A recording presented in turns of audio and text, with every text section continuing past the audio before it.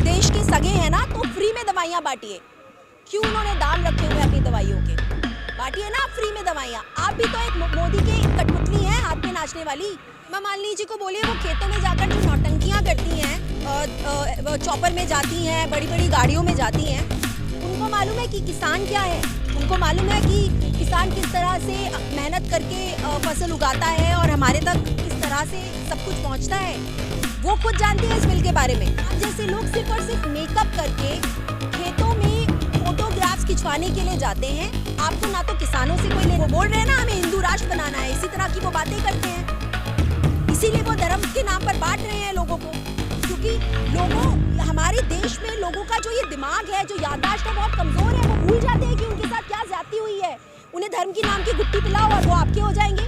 जिस तरह से मोदी जी ने कहा था कि मेरा क्या है, मैं तो झोला उठाऊंगा और मैं निकल जाऊंगा, तो आप वही करने वाले हैं। आप देश बेचेंगे, आप झोला उठाएंगे और आप निकल जाएंगे, क्योंकि आपका तो ना घर बार है, ना ही आपके बीवी बच्चे हैं, ना ही आपका परिवार है।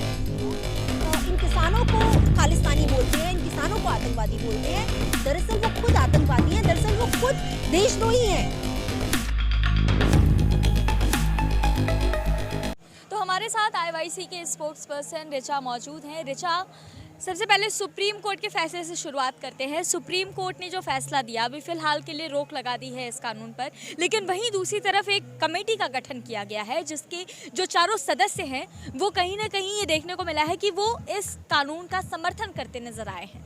क्या कहिएगा इसमें? देखिए, ये सारा का सारा गेम प्लान है बीजेपी का और कुछ नहीं है। आप इसको फैसले पर रोक क्यों लगा रहे हैं? फैसला वापस लेने की बात हो रही है, जिस वजह से किसान धरने पर बैठे हुए हैं। ये आपकी स्ट्रैटेजीज आप इतने टाइम से चाहे वो सीए एनआरसी के प्रोटेस्ट हो, चाहे वो आज किसानों की बात हो, चाहे किसानों की आत्महत्या की बात हो, उनके कर्जों को लेकर, आपने सिर्फ स्ट्रैटेजीज बनाई हैं। आपने उनके लिए ना तो कुछ किया है, ना ही आप कुछ करने वाले हैं। अगर आपने कुछ सचमुच करना होता तो आप किसानों से 1 to 1 बात करते। आप जब वो प्रोटेस्ट में बैठे थे, आप पहले दिन ही उनसे उनकी समस्याएं सुनने के लिए उनके बीच में आते, उनसे बात करते और आप कानून वापस लेते। ये कानून पर आप आज रोक लगा लेते हैं। उसके बाद आपके जितने भी आपने कमेटी बनाई है और उसके जितने भी मेंबर्स हैं, वो सारे के सारे मेंबर्स कौन हैं जो इस कानून का समर्थन कर रहे हैं? तो इससे तो साफ जाहिर होता है कि आपने सिर्फ ये गेम खेला है। ऐसे बोबड़े का एक बयान आया, उन्होंने कहा कि अब जब रोक लग गई है तो जो यहाँ आंदोलन में महिलाएं हैं, जो बच्चे हैं और जो बूढ़े हैं, उन्हें वापस घर चले जाना चाहिए। क्यों चले जाना चाहिए? ये प्रोटेस्ट इस कानून को वापस लेने के लिए लड़ा जा रहा है। ये लड़ाई सरकार के इन कानूनों के खिलाफ है। आपने इन कानूनों को वापस नहीं लिया तो क्यों वापस चले जाना चाहिए? वो कह रहे हैं कि बहुत सर्द हो रहा है मौसम, ऐसे में हम उनकी भलाई चाहते हैं। अगर आपको उनकी सर्दी का इतना तकलीफ है तो फिर तो आपको कानून वापस ले लेना चाहिए था। आपको मालूम है वो लोग क्यों बैठे हुए हैं यहाँ पर? अगर आपको इतने सारे ऑलमोस्ट 70 किसान जो हैं वो ऑलरेडी अपनी जान गंवा बैठे हैं और आज आप ये बात कह रहे हैं कि इतनी सर्दी है। सर्दी आज तो नहीं है, सर्दी को तो हुए 2 महीने हो गए हैं। आपने क्या किया? आप उनके लिए कुछ भी कर रहे हैं क्या? आप बाहर निकल के आके बात भी करने आ रहे हैं उनसे कि वो चाहते क्या हैं? आप ये जानने की आपने कोशिश की? अगर आप ये सचमुच उनके बारे में आप कुछ भी सोचते या कुछ भी करना चाहते तो आप अंबानी और अदानी का पेट भरने का नहीं सोचते, आप अपने किसानों के बारे में सोचते। आज लोहड़ी का दिन है, यहाँ पर बिल जलाने की भी जो है वो तस्वीरें यहाँ से वायरल हुई हैं और इसके बाद सोशल मीडिया पर हेमा मालिनी ने इस पर प्रतिक्रिया दी है। उन्होंने कहा है कि जो लोग ये बिल जला रहे हैं उन्हें पता भी नहीं है कि इस बिल में क्या है, वो समझते ही नहीं है और विपक्ष ने कहीं ना कहीं गुमराह करने की कोशिश की। हेमा मालिनी जी को बोलिए वो खेतों में जाकर जो नौटंकियाँ करती हैं, चॉपर में जाती हैं, बड़ी बड़ी गाड़ियों में जाती हैं, उनको मालूम है कि किसान क्या है। उनको मालूम है कि किसान किस तरह से मेहनत करके फसल उगाता है और हमारे तक किस तरह से सब कुछ पहुंचता है। वो खुद जानते हैं इस बिल के बारे में। आप सिर्फ और सिर्फ आप जैसे लोग सिर्फ और सिर्फ मेकअप करके खेतों में फोटोग्राफ्स खिंचवाने के लिए जाते हैं। आपको ना तो किसानों से कोई लेना देना है, ना देश के नौजवानों से कोई लेना देना है, ना ही किसानों की समस्याओं से कोई लेना देना है। चाहे बात हेमा मालिनी जी की करूं या चाहे जो सनी देओल है जो अगेन बीजेपी के लीडर हैं, क्या किया उन्होंने? क्या उन्होंने सुना? उनके तो फादर खुद किसान रहे हैं, उनके खेत हैं, वो किसान रहे हैं, तो क्यों उन्होंने किसानों के बारे में एक बार भी बात करने की कोशिश नहीं करी, उनसे बात करने की कोशिश नहीं करी? बाहर निकलते, बात करते, ठीक है, आपको बीजेपी को सपोर्ट करना है, आपको बीजेपी में रहना है, लेकिन आप एट द सेम टाइम आप किसानों की भी तो समस्याएं सुन सकते हैं, उनके बीच में बैठ सकते हैं। लेकिन वो कह रहे हैं ना कि ये गुमराह किसान है, इन्हें पता ही नहीं है कि सही है क्या क्या गलत है, नकली किसान है, ऐसा कह आपको लगता है ये लाखों किसान जो घरों से निकल के इतनी सर्दी में बैठे हुए हैं, मर रहे हैं, वो सारे के सारे गुमराह होंगे? गुमराह तो जनता को करा जा रहा है, गुमराह फिर से किसानों को ही करा जा रहा है। ये लोग अपनी जान पे खेल कर 24-24 घंटे यहाँ पर बैठते हैं। यहाँ पर इतनी सर्दी में जब हम लोग हमारा रजाई से बाहर निकलने का भी मन नहीं करता है, वो लोग यहाँ पर एक लड़ाई लड़ रहे हैं, जो लड़ाई सिर्फ उनकी नहीं है, ये लड़ाई पूरे देश के लिए है। क्योंकि अगर जिस तरह से ये सरकार ने इतने सारे संस्थान अंबानी और अडानियों को बेच दिए हैं, उसी तरह से शायद इनकी ज़मीनों पर भी कब्जा होने वाला है। तो एंड ऑफ द डे सफ़र कौन करेगा? कॉमन मैन हम सब लोग। तो ये लड़ाई वो सिर्फ अपने लिए नहीं लड़ रहे हैं, ये लड़ाई वो सबके लिए लड़ रहे हैं, ये लड़ाई पूरे देश की है। और ये बात देश को समझनी बहुत ज़रूरी है। जो लोग आज किसानों के साथ नहीं है, मैं सरासर बोलती हूँ, वो सभी लोग आतंकवादी होंगे। जो लोग इन किसानों को खालिस्तानी बोलते हैं, इन किसानों को आतंकवादी बोलते हैं, दरअसल वो खुद आतंकवादी हैं, दरअसल वो खुद देशद्रोही हैं। जैसा कि ऐसे बोबड़े साहब ने कहा कि भाई जो महिलाएं हैं, जो बच्चे हैं, बूढ़े हैं, ये वापस घर चले जाएं। लेकिन हमारा सवाल आपसे ये है कि महिलाओं को क्या अधिकार नहीं है कि वो यहाँ आकर के आंदोलन करें? उन्हें क्यों घर वापस जाने की सलाह दी जा रही है? आपकी सरकार एक तरफ बोलती है कि सबका विकास, सबका साथ सबका विकास। एक तरफ वो बड़ी बड़ी बातें करती है महिलाओं के लिए, और आज वो जिस तरह से उन्होंने धर्मों के नाम पर लोगों को बांटा है, उसी तरह से वो अब जेंडर बायस्ड भी हो जाएंगे, और वो जेंडर पे भी ये बोलेंगे कि औरतें प्रोटेस्ट का हिस्सा नहीं बन सकती। कौन सी औरतें आज तक इस देश में लक्ष्मीबाई जैसी, सावित्रीबाई फूले जैसी औरतें जो हैं, जिन्होंने लड़ाई लड़ी है, आप एक तरह से आप उनको गाली दे रहे हैं ये बात बोल के। आप जिस तरह से आज ये बात बोल रहे हैं कि महिलाओं को घर चले जाना चाहिए, क्यों? क्या सिर्फ महिलाएं घर पे बैठने के लिए हैं? क्या ये लड़ाई महिलाओं की नहीं है? क्या जब खेतों में काम करती हैं महिलाएं, क्या वो 24 घंटे अपने पति के साथ, किसानों के साथ वो धान नहीं उगाती हैं, वो हाथ नहीं बिठाती?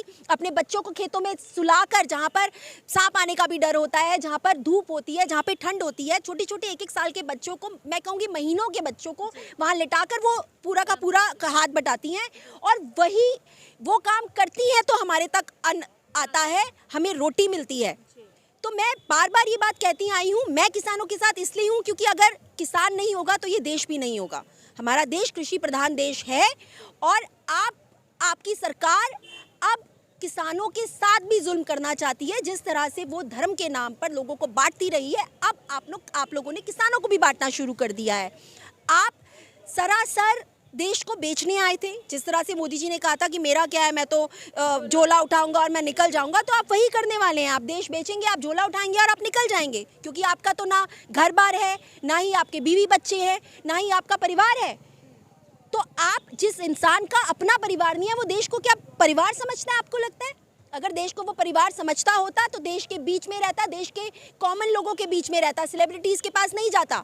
आप जब किसी क्रिकेटर का अंगूठा टूट जाता है तो आप ट्वीट करते हैं, सेलिब्रिटीज़ के यहाँ बच्चे होते हैं तो आप ट्वीट करते हैं, सेलिब्रिटीज़ की शादी होती है तो आप जाते हैं, लेकिन जब किसान मरता है, जब देश की औरतें, उनका रेप होता है, तब आप नदारद हो जाते हैं। कहाँ है स्मृति ईरानी जी? कहाँ है हमारी फाइनेंस मिनिस्टर्स? आप देख रहे हैं लगातार यूपी में किस तरह से रेप्स होते जा रहे हैं। कौन से कानून बनाए हैं? आप सिर्फ वही कानून बनाते हैं जो अंबानी अडानियों के घर भरने के लिए होते हैं। उसके अलावा तो आपसे जो ज़रूरी कानून है वो आज तक नहीं बनाए गए। जब किसान भूखा मर रहा था, जब किसान कर्जों के तले दबकर आत्महत्या कर रहा था, आप कहाँ थे? तब क्यों नहीं आपसे कोई कानून बने? क्यों नहीं बनाया आप तब ने कोई भी कानून? तब आपने किसानों के क्यों नहीं सोचा? कितना किसानों ने प्रोटेस्ट किया था? वो जब दिल्ली आने की कोशिश करते थे, आप उसी भूखे नंगे किसान के ऊपर आप वाटर कैनन छोड़ देते थे, आप उनके साथ ज्यादतियां करते थे, वो लगातार मरते जा रहे थे। क्या आप मोदी जी को तो मालूम भी नहीं होगा कि कितने किसान मर चुके हैं।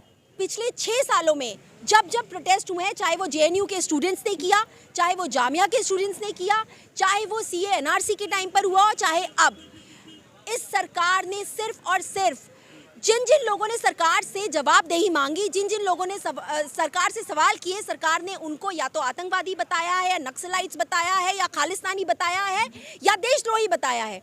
मैं आपसे पूछती हूँ, देश के हित में सोचना, जब कोई सरकार गलत नीतियां बनाती है उनके खिलाफ आवाज उठाना कहाँ का देशद्रोह है? देशद्रोह वो है जो चुपचाप लोग बर्दाश्त करते रहते हैं। देशद्रोह वो है जो सरकार से कोई भी जवाबदेही नहीं मांगते जब सरकार गलत करती है। तो क्या है बाबा रामदेव जी, उनको बोलो अगर आप इतना देश के सगे हैं ना तो फ्री में दवाइयाँ बांटिए। क्यों उन्होंने दाम रखे हुए अपनी दवाइयों के? बांटिए ना फ्री में दवाइयाँ। आप भी तो एक मोदी के कठपुतली हैं, हाथ में नाचने वाली। और कठपुतली क्यों नहीं होंगी? आफ्टर ऑल मोदी ने आपको बनाया है। आज आप जितना पैसा कमा रहे हैं वो मोदी जी की बदौलत ही कमा रहे हैं। आज आप इतने बड़े बिजनेसमैन बन गए हैं, वो किसके दम पर? बीजेपी सरकार ने किया क्या है? ऐसे लोगों को खरीदा है ना अपने पैसों से, चाहे वो रामदेव बाबा हो, चाहे वो मीडिया हो, चाहे वो इलेक्शन कमीशन हो, चाहे वो कोर्ट्स हो, चाहे वो जजेस हो। जी, जितने प्रोडक्ट्स उनके होते हैं आधे से ज़्यादा एक्सपायर होते हैं, मिलावट भी होती है, डेफिनेटली होती है। मैं ये नहीं कहूँगी कि उनके सारे प्रोडक्ट्स ख़राब होते होंगे, डेफिनेटली कुछ ना कुछ सही भी होते होंगे। उनका जो वो योग कराते हैं वो बहुत अच्छा है, लेकिन दैट डजंट मीन, अगर आप सचमुच देश के हित में हैं, आप कितना, उनके जो सीईओ हैं, जो उन्होंने अपने वो स्वामी जी को जो सीईओ बना रखा है, वो उनकी कितनी वेल्थ है। अगर आप देश के हित में हैं तो आपको तो ज़रूरत ही नहीं है ना पैसा कमाने की। आप दवाइयाँ फ्री में बांटिए। आप इंडस्ट्रियलिस्ट और आप बिजनेसमैन बन के क्यों बैठे हुए हैं? आप स्वामी बनते हैं, योगी बनते हैं लोगों के पैसे हड़पने के लिए। सिर्फ यही तो किया है इस देश में। जब से 6 साल से बीजेपी सरकार आई है, कहीं ना कहीं ये बाबा, स्वामी, ये सारे के सारे जितने भी साधु वाधु, जितने भी ये लोग हैं, इन्होंने कैप्चर कर लिया है पूरे देश को। मुझे तो लगता है अगर इसी तरह से लोग वोट देते रहे तो शायद हमारी जितनी भी कैबिनेट है उसमें सारे के सारे आपको साधु संत ही दिखेंगे। यही उनका इरादा है। वो बोल रहे हैं ना हमें हिंदू राष्ट्र बनाना है, इसी तरह की वो बातें करते हैं। इसीलिए वो धर्म के नाम पर बांट रहे हैं लोगों को, क्योंकि हमारे देश में लोगों का जो ये दिमाग है, जो याददाश्त है, बहुत कमज़ोर है। वो भूल जाते हैं कि उनके साथ क्या ज्यादती हुई है। उन्हें धर्म की नाम की गुट्टी पिलाओ और वो आपके हो जाएंगे। जी, कांग्रेस के टाइम पर तो अन्ना हजारे को भी बहुत कुछ लग रहा था। उसके बाद से वो, मैं नहीं जानती कौन सी नींद की गोलियां लेकर सोए हुए हैं, आज तक तो जागे नहीं हैं। इतनी लड़कियों के रेप हो चुके हैं, क्यों नहीं जागे वो अभी? इतना कुछ हो चुका है देश में। उनको कांग्रेस के राज में हर चीज़ बुरी लग रही थी, आज उनको कुछ भी बुरा क्यों नहीं लग रहा है? कि वो गरीब इंसान के, कॉमन मैन के, किसानों के तो साथ थे ना हमेशा, फिर क्यों उठ के बैठते नहीं है किसानों के साथ में? यहाँ पर आके क्यों धरना नहीं देते? आप मत करिए भूख हड़ताल, किसानों के बीच में ही बैठ जाइए, कम से कम उन्हें दिखाइए कि हम आपके साथ हैं।